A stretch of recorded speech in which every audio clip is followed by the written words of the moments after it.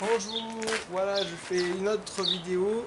Cette fois, je vais vous montrer, ou essayer de vous montrer, que on peut frapper une balle coupée si on choisit la bonne balle. Après, là, c'est au robot, mais on peut plus facilement frapper la balle 40 sur une poussette même bien coupée haute, dans le coup droit, et ben on peut quand même la frapper. Et ça peut déstabiliser l'adversaire. Donc pourquoi pas le travailler un peu. Parce qu'avant, en balle 40 plus ou en balle 38, on n'avait pas le top spin, ça n'existait pas. Et pour démarrer, ben, on était obligé de frapper. Et la balle 38 tourne bien plus que la balle 40 ou 40 plus. Donc pourquoi pas frapper les balles 40 plus si on a la possibilité qu'elle est un peu haute, qu'on a le bon timing, le bon placement. Voilà. Alors sur ce fait, je vais faire comme l'autre vidéo, mais je ne vais pas utiliser le soft parce qu'il a pris un peu de temps dans l'autre vidéo.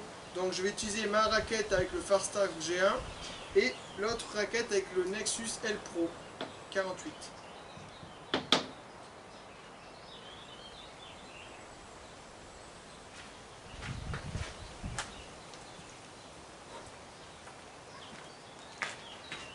Bon visionnage.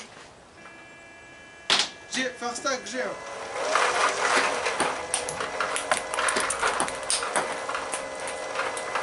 Regarde, c'est bien une balle coupée.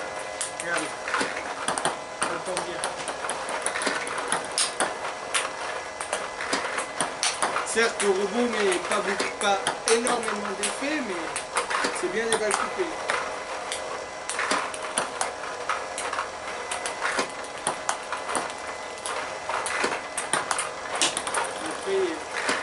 Il met pas tellement d'effet.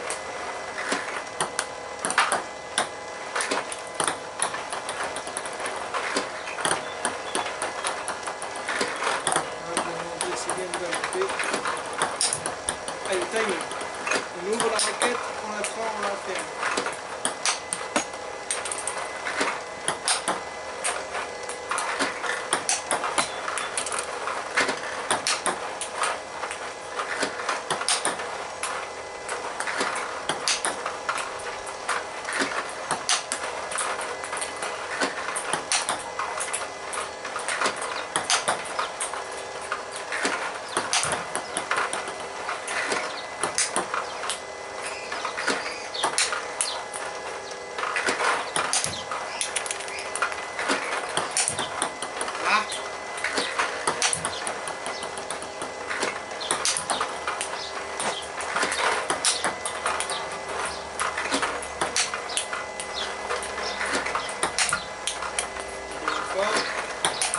Au début, il faut sentir, tapez pas trop fort. On sent, regarde, juste ça, ça suffit. Pas plus fort. On sent bien le geste, un petit peu plus fort. Pas plus fort, ça suffit. Après, on peut monter progressivement, en puissance, en placement. Et après, on peut enlever. On fera peut-être plus de fautes. Donc pourquoi pas, peut-être je tape moins fort, mais je place ma balle.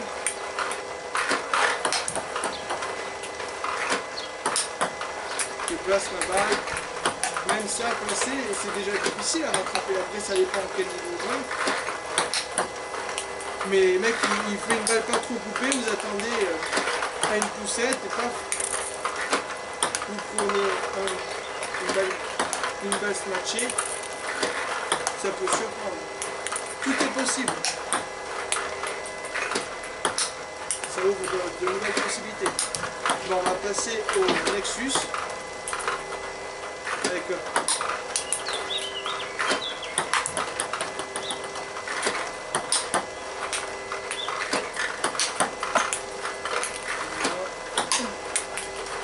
après il y a un peu de vent aussi, ça fait flotter un peu la balle.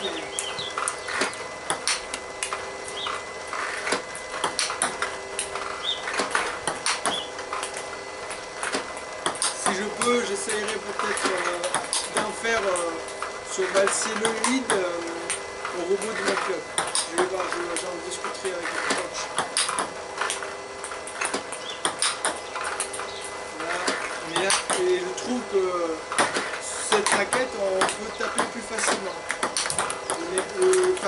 qui est un peu plus lent, on va dire. J'aime bien le bruit de claquette de la claque avec le Nexus qui est vraiment une bonne plaque, je vous la conseille. Après, ça dépend, il faut choisir en fonction de ce qu'on aime comme degré de mousse.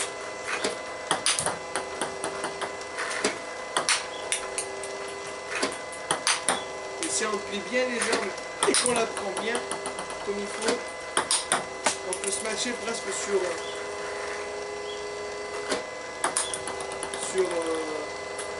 toutes les balles un peu hautes.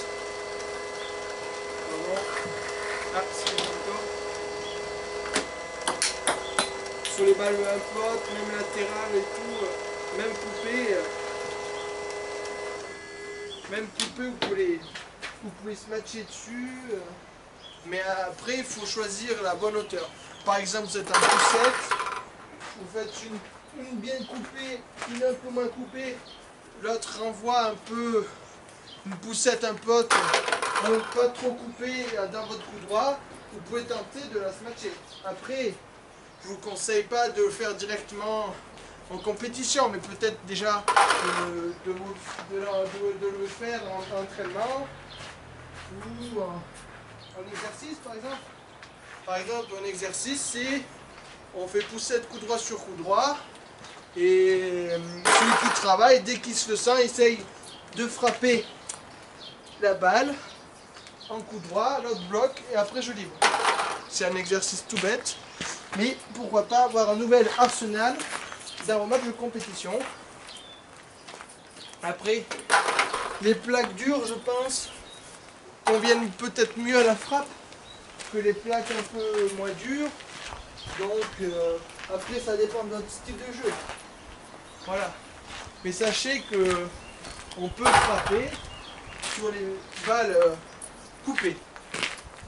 Après, il faut voir bien sûr si elle est à ras du filet comme ça, vous n'allez pas se matcher, mais si elle est un peu haute et que vous êtes bien placé pour tenter ce coup et que vous l'avez déjà un peu, vous le maîtrisez un peu à l'entraînement, pourquoi pas?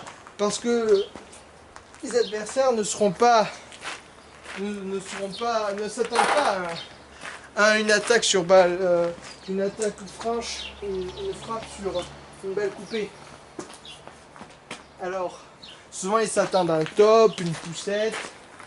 Et là, pour surprendre, pourquoi pas varier? Hop, je joue en poussette, je fais monter un peu la balle en poussette. Et là, je smash au lieu de faire un top. Si l'autre il est moins fort en bloc sur frappe, mais qu'il est plus fort en bloc sur top, pourquoi pas que dès que j'ai une balle facile, en poussette un peu haute, je vais la frapper. Il y aura plus de difficulté à bloquer. Donc, c'est une possibilité. Donc, voilà, vous pouvez vous entraîner. Je vous refais encore quelques balles de Nexus. Et après, encore quelques balles de G1 pour voir la comparatif.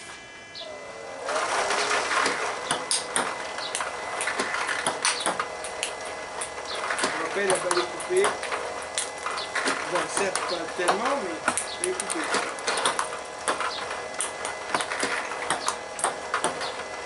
Si je mets la raquette en position, on va bien qu'elle descend. Et aussi, on peut, je pense, frapper du revers. Alors, j'ai un petit peu, mais je pense, là j'ai tourné, mais je pense que ça doit être possible, mais beaucoup plus dur. Vous voyez que j'arrive très bien. Là, ça va. Là, ça va. Là, on est au coup droit.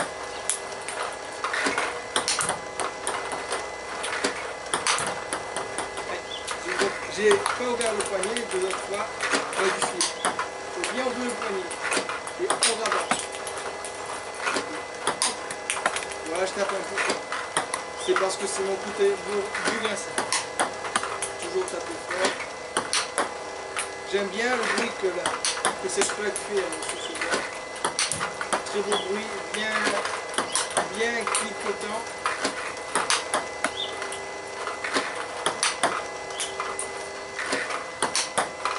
pas plus fort, ça suffit pour mettre en difficulté votre adversaire.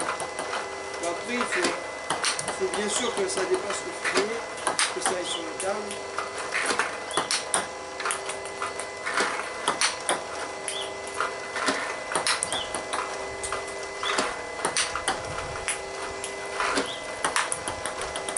Un petit peu de vent, quelques balles glycogène.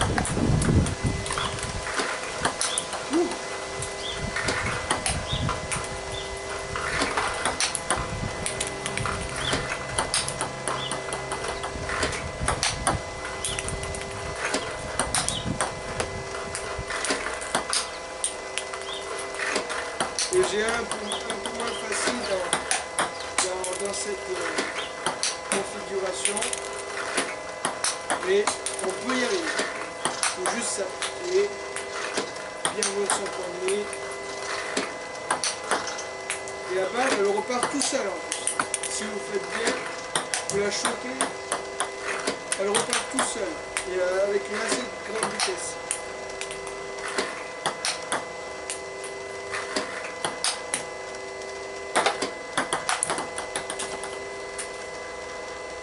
Voilà. Merci pour cette vidéo. N'hésitez pas à commenter, à vous abonner si vous êtes nouveau. Et on se dit à la prochaine. Salut, au revoir.